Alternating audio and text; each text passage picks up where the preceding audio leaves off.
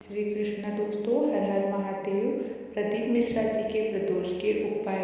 आइए दोस्तों जानते हैं कि प्रदोष पड़ती है तो शिव जी कहाँ विराजमान होते हैं और आपको साथ ही साथ यह भी बताएंगे प्रदीप मिश्रा का प्रदोष का उपाय क्या है, कैसे करें। इन उपायों को आइए जानते हैं।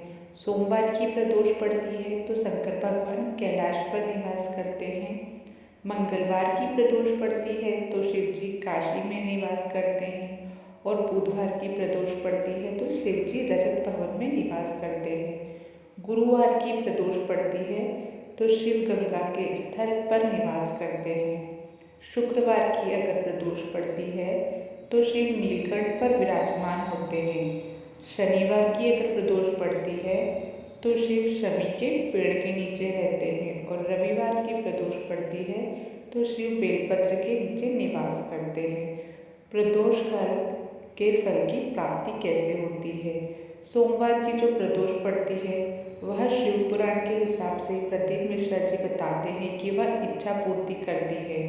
मंगलवार को प्रदोष रोग से मुक्ति देती है और बुधवार की प्रदोष कामना की पूर्ति करती है। गुरुवार की प्रदोष शत्रुओं का नाश करती है। शुक्रवार की प्रदोष सुख और शांति देती है। शनिवार की प्रदोष संतान का सुख देती है और रविवार की प्रदोष जो काम दुनिया में कोई नहीं कर सकता वह फल की प्राप्ति करवा देती है। प्रदोष काल किसे कहते हैं? आइए जानते हैं कि प्रदोष काल किसे कहते हैं। जब सूर्य अस्त हो रहा हो, रात्रि प्रवेश कर रही हो, दोनों का जब मिलन हो रहा हो वह प्रदोष काल कहलाता है।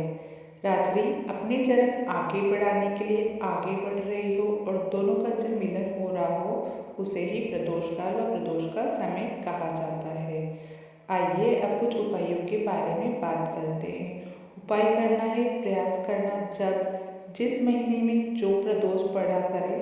बन सके तो आप 1 बेलपत्र या 5 बेलपत्र, शमी पत्र, हरे मूंग, बेलपत्र एक कलश के अंदर थोड़ा सा पानी लेकर 1 बेलपत्र, हरा मूंग, शमी पत्र डालकर और थोड़ा सा गुड़ डालकर प्रदोष काल में अगर आपका कोई काम नहीं बन रहा है या कोई मनोकामना आपकी पूरी ना हो रही हो, कर्ज बढ़ गया हो, व्यापार घट रहा हो, चल नहीं रहा हो या कोई बड़ी विकट समस्या हो, पेपर दे रहे हो, क्लियर नहीं हो रहा है, परीक्षा भी दे दी, रिजल्ट आने वाला है, तो प्रदोष काल में प्रदोष के समय मूंग, बेलपत्र, शमी पत्र और गुड़ को शंकर जी को समर्पित कर देना। आप 2 या 3 प्रदोष करोगे, भोले बाबा शिव जी आपकी मनोकामना बहुत जल्द पूरी कर देंगे।